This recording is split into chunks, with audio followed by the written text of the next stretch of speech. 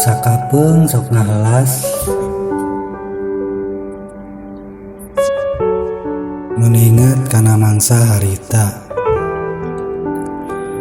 Basa urang sarerea kersak ngumpul ngariung, silih rangkul, silih elingan, silih dukung dina jalan bebeneran. Seuri gogonjakan bari ngalap ilmu tinu jadi guru, nepi ka poho kana waktu. Kaayaan ayeuna geus jauh beda.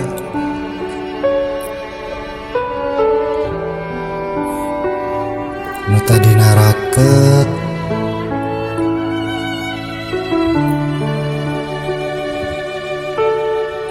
ayeuna jadi hese kadeukeut.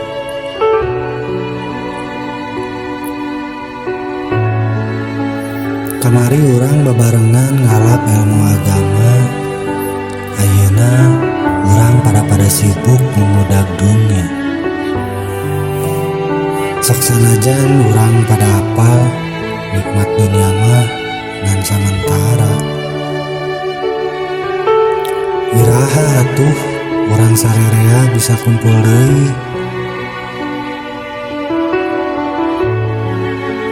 Sono kuring kana suasana eta,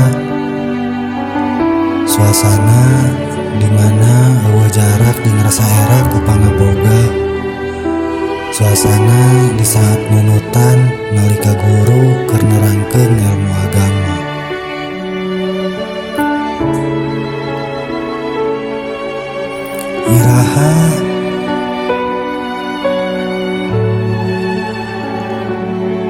Iraha atuh urang bisa silaturahmi bari nginum kopi deui.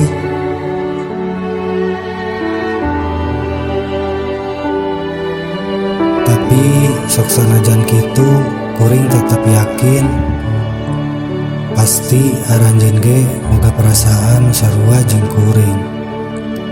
Boga rasa sono aya ngumpul ngariung ngumpulung jiga harita. Sabab urang sarerea tangtu masih ingat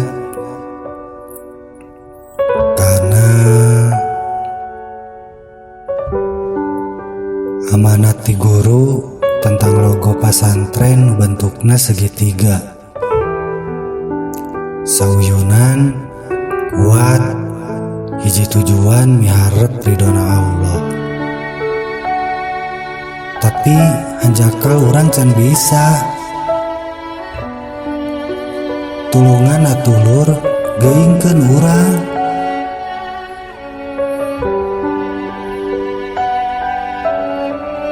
Ajakan deui urang kana jalan kahadean.